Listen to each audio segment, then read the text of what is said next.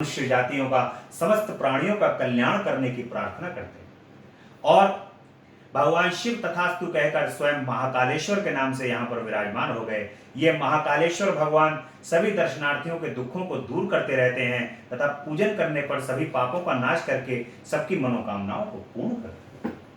और इस प्रकार से भगवान महाकालेश्वर जो है वो सभी का कल्याण करते हैं। बोलिए महाकालेश्वर ज्योतिर्लिंग भगवान की जय। अब भगवान महाकाल की महिमा आती है कि सूत जी कहते हैं कि हे ऋषिगणों, आप महाकालेश्वर भगवान शिव की महिमा को सुनिए जो बहुत ही अद्भुत है। उज्जैन नगरी में चंद्रसेन नाम के एक राजा का राज्य था। इस चंद्रसेन राजा की मणिभद्र के साथ गहरी मित्रता थी। मणिभद्र भगवान शंकर के मुख्य सेवक थे। एक बार मणिभद्र राजा चंद्रसेन पर प्रसन्न हो गए। उन्होंने राजा को अपनी कौस्तुभ मणि प्रदान की जो सूर्य के समान प्रकाशित हो रही थी। राजा ने कौस्तुभ मणि को अपने गले में धारण कर लिया। राजा सूर्य के समान चमकने लगे। उस मणि को देखकर अन्य देशों के राजा उनसे ईर्ष्या भाव रखने लगे तथा उसे प्राप्त करने का प्रयत्न करने लगे। राजा ने उस मणि को अन्य राजाओं से मांगी भी, परंतु राजा ने देने से इनकार कर दिया तथा उसे फटकार भी लगाई। इस पर कुछ राजा उससे नाराज भी हो गए। इस पर राजा ने युद्ध की तैयारी शुरू कर दी।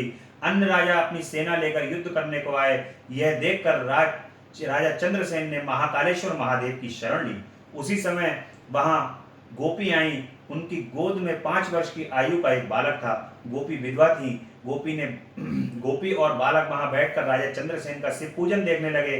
पूजन को देखकर वह गोपी अपने बालक को लेकर घर चली गई। घर आने पर बालक के मन में इच्छा जागृत हुई कि मैं भी राजा की तरह शिव जी का पूजन करूं। यह सोचकर बालक कहीं से एक पत्थर का टुकड़ा लाया और धूप दीप नैवेद्य आदि का मन में ही ध्यान करके पूजन करने लगा। इतने में उसी माता गोपी ने उसे भोजन के लिए पुकारा, परंतु बालक तो शिव पूजन में मग्न था। माता को इस बात का ज्ञान नहीं था कि उसका बेटा क्या कर रहा है। बालक शिव पूजन में इतना लीन था कि उसने माता की आवाज को सुना ही नहीं।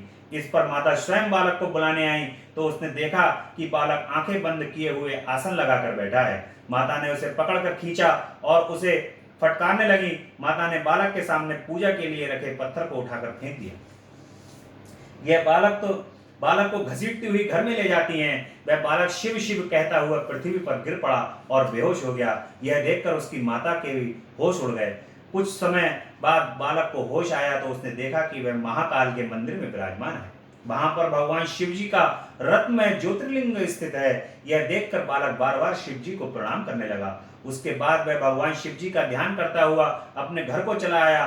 वह अपने घर की शोभा को देखकर आश्चर्यचकित रह गया। उसने अपनी माता की ओर देखा तो वह भी रत्न जड़ित एक पलंग पर सो रही थी। उसने अमूल्य आभूषणों को धारण कर रखा था। बालक ने प्रफुल्लित मन से माता को जगाया और भगवान भोले शंकर की प्रसन्नता का समाचार सुनाया।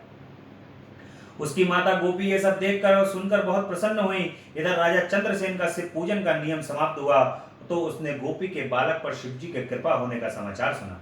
राजा अपने मंत्रियों के साथ गोपी के घर गया। वहां पर भगवान भोलेनाथ का प्रभाव देखकर उस आश्चर्य का ठिकाना ना रहा। राजा तथा अन्य लोगों ने मिलकर रात को बड़ा भारी उत्सव मनाया। प्रातः काल होने पर यह समाचार सारे नगर में फैल गया। गोपी के घर को देखने के लिए नगर के लोगों में भीड़ लग गई। राजा चंद्रसेन पर आक्रमण करने वाले अन्य राजाओं ने भी यह समाचार सुना। उन्होंने मान लिया कि उज्जैन नगरी पर भगवान शिव जी की भारी कृपा है। यहाँ पर राजा चंद्रसेन शिव जी का परम भक्त है। हम उस पर विजय प्राप्त नहीं कर सकते हैं। उसके साथ तो मित्रता बनाए रखने में ही भलाई है। इस प्रकार यह सोचकर वह अन्य राज्यों के राजा गोपी के घर पर भगवान शिव जी के दर्शनों को आने लगे। यहाँ पर बालक की भक्ति और ज्योतिर्लिंग के दर्शन करके आनंद को प्राप्त हुए। राजा के साथ उनकी मित्रता स्थापित हो गई। इसके बाद प्रत्यक्ष रूप से हनुमान जी प्रकट हुए। उनके दर्शन करके समस्त राजा परम प्रसन्न हुए और अपने को बड़ा भाग्यशाली समझने लगे। प्रेम पूर्वक सभी ने हनुमान जी का पूजन किया। हनुमान जी ने गोपी के बालक को गोद में उठाकर गले से लगा लिया। उसके बाद हनुमान जी सभी राजाओं तथा एकत्र मनुष्यों से बोले कि सभी इस चराचर जगत के कल्याणकर्ता भगवान शिव हैं। इस गोपी के बेटे ने राजा चंद्रसेन को शिव पूजन करते देखा था। उसी तरह उसने भी भगवान शिव जी की पूजा की। इसका परिणाम यह हुआ कि इसका कल्याण हो गया और जो सब कुछ हमारे सन्मुख है यह बालक मोक्ष को प्राप्त करेगा। इसके वंश में 8वीं पीढ़ी में एक महान पुरुष उत्पन्न होगा जिसका नाम नंद होगा। उसके घर पर श्री कृष्ण पुत्र रूप में उत्पन्न होंगे। इसकी इसी इसकी इस समय की कट के नाम से प्रसिद्धि होगी। इतना कहकर हनुमान जी अंतर ध्यान हो गए। राजा चंद्रसेन ने आगंतुक सभी राजाओं का स्वागत सत्कार किया। इसके बाद सभी राजा अपनी राजधानियों को प्रस्थान कर गए। राजा चंद्रसेन और श्रीकट ने विधि पूर्वक भगवान शंकर की आराधना की। इसके बाद वे दोनों इस लोक में सुख भोग कर स्वर्गलोक को चले गए। उन्हें दुर्लभ मोक्ष की प्राप्ति हुई। यह शिव कृपा का बहुत सुंदर उदाहरण है। इसके श्रवण करने मात्र से ही सभी के सब प्रकार के कष्ट दूर हो जाते हैं तथा उन पर भगवान शंकर की सदैव कृपा रहती है। बोलिए महाकालेश्वर भगवान की जय।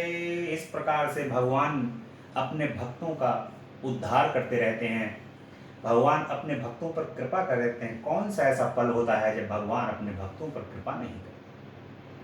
पल पल क्षण क्षण प्रतिपल भगवान अपने भक्तों पर कृपा करते रहते हैं। प्रथम दिन, कथा के प्रथम दिन से लेकर के आज 19वां दिन है। कोई भी ऐसा दिन बता दीजिए जब भगवान जो है वो पल पल क्षण क्षण कृपा ना कर रहे हैं। यदि इतने कृपा निदान और इतनी कृपा करने वाले भगवान के श्री चरण कमल में भी यदि आपका अनुराग नहीं लगेगा, भगवान के श्री चरण कमल का यदि आप उनका स्मरण नहीं करोगे, तो आपसे ज्यादा इस संसार के अंदर घोर अपराधी कोई नहीं होगा। मनुष्य शरीर को मिलने के बाद भी यदि भगवान की इतनी महिमा के बखान को सुनने के बाद भी यदि किसी भी मनुष्य का हृदय जो है वो भगवान के श्री चरण कमल से प्रीत नहीं होती है, अपने उनके श्री चरण कमल के अंदर यदि प्रीत उत्पन्न नहीं करता है, तो उसके हृदय में पाषाण ही होगा, पत्थर ही होगा, जो भगवान के श्री चरण कमल से प्रीत नहीं करेगा। इतने दया निदान, इतने कृपा निदान भगवान के श्री चरण कमल से अनुराग और प्रेम करना, ये तो परम सौभाग्य है। इसलिए आप सभी इस कथा को सुनकर के भगवान के श्री चरण कमल से सदैव प्रीत करें, सदैव प्रेम करें, भगवान की कृपा और उनका बखान करें, भगवान की कृपा को अपने हृदय में समाहित करके सबका कल्याण करें। बोलिए शंकर भगवान की जय। तेरा पल पल बीता जाए मुख से जप ले नमः शिवाय। तेरा पल पल बीता जाए मुख से जप ले नमः शिवाय। ओम नमः शिवाय, ओम नमः शिवाय, ओम नमः शिवाय, ओम नमः शिवाय। मुसाफिरी जब पूरी होगी चलने की मजबूरी होगी। मुसाफिरी जब पूरी होगी चलने की मजबूरी होगी। अवसर खाली न जाए मुख से जप ले नमः शिवाय। अवसर खाली न जाए मुख से जप ले नमः शिवाय। ओम नमः शिवाय, ओम नमः शिवाय, ओम नमः शिवाय, ओम नमः शिवाय। भगवान शिव की स्तुति करेंगे।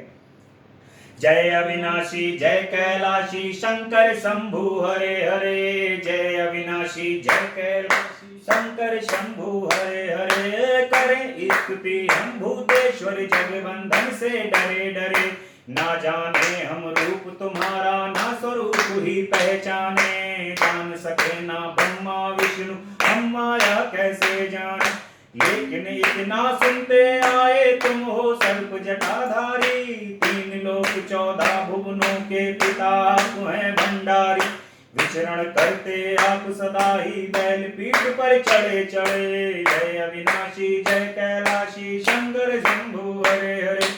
तुमको अंगड़धामी दाता सारा ही संसार कहे।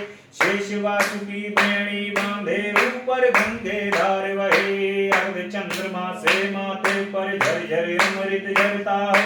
आदि अनादि अनंत ब्रह्म शिव नहीं जन्मता मरता है। 11 रुद्र 18 सूरज परिक्रमा दे खड़े खड़े। जय अविनाशी जय कैलाशी शंकर शंभु हरे हरे। 14 विश्वे देव पवन 49 तुम्हारे दास रहे। 7 समुद्र गंग गायत्री का तुम में आवाज रहे। फिर भी भस्म रमाए तन में दंड मंड मालाधारी। 3 लोक चरणों में रख दे भोले शंकर शुभकारी। प्रखर जाप कर नमः शिवाय, प्रखर जाप कर नमः शिवाय। पार उतर गए बड़े बड़े। जय अविनाशी जय कैलाशी शंकर शंभु हरे हरे। पार्वती माँ भवानी गिरिजा गौरी संग रहे। विभूति अंग रहे, रिद्धि सिद्धि धन देने वाले, सारे संकट दूर करो, निसंतानों को संताने, निर्धन के भंडारे भरो। मांग रहे वरदान आपकी, मांग रहे वरदान आपकी, चरण शरण में पड़े पड़े। जय अविनाशी जय कैलाशी शंभु हरे हरे, करें स्तुति हम भूतेश्वर जगवंदन से डरे डरे, करें स्तुति हम भूतेश्वर जगवंदन से डरे डरे। जय अविनाशी जय कैलाशी शंकर शंभु हरे हरे, बोले शंकर भगवान की जय। हर हर हर महा